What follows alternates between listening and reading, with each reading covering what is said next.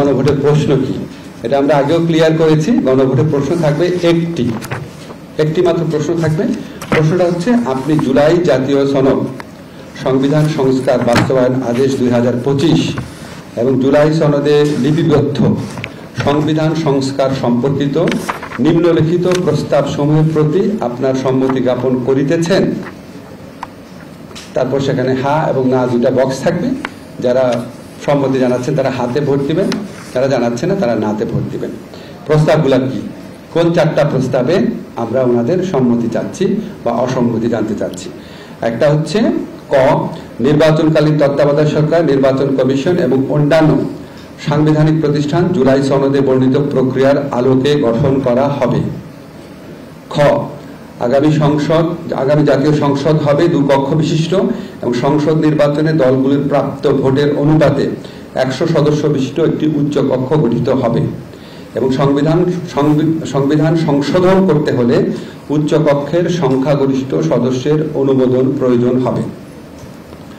গ, সংসদে নারীর প্রতিনিধি বৃদ্ধি, বিরোধী দল হতে ডেপুটি স্পিকার এবং কয়েকটি সংসদীয় কমিটির সভাপতি নির্বাচন, মৌলিক অধিকার, বিচার বিভাগের স্বাধীনতা, স্থানীয় সরকার, প্রধানমন্ত্রীর মেয়াদ, রাষ্ট্রপতির ক্ষমতা সহ যে 30টি বিষয়ে জুলাই জাতীয় সনদে ঐকমত্য হয়েছে সেসব বাস্তবায়নে আগামী সংসদ নির্বাচনে বিজয়ী রাজনৈতিক দলগুলো বাধ্য থাকবে।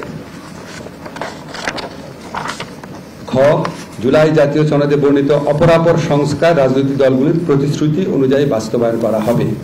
এখন আপনাদের অনেকের প্রশ্ন থাকতে পারে যে 30টা প্রস্তাব কি? এই 30টা প্রস্তাব যেখানে ঐকমত্য হয়েছে, প্রথমে বলে ঐকমত্য মানে কি। এই 30টা প্রস্তাবে জুলাই সনদ স্বাক্ষরকারী প্রতিটি দল তাদের সম্মতি জানিয়েছে। আবার বলি, জুলাই সনদ স্বাক্ষরকারী প্রতিটি দল তাদের সম্মতি জানিয়েছে এবং একই সাথে এনসিপি যে আছে, জুলাই গণঅভ্যুত্থানের নেতৃত্ব প্রদানকারী দলদের যে রাজনৈতিক সংগঠন, তারাও সম্মতি জানিয়েছে। জুলাই সনদে তাদের স্বাক্ষর না থাকলেও তারা এই 30টি প্রস্তাবে তাদের সম্মতি জানিয়েছিল।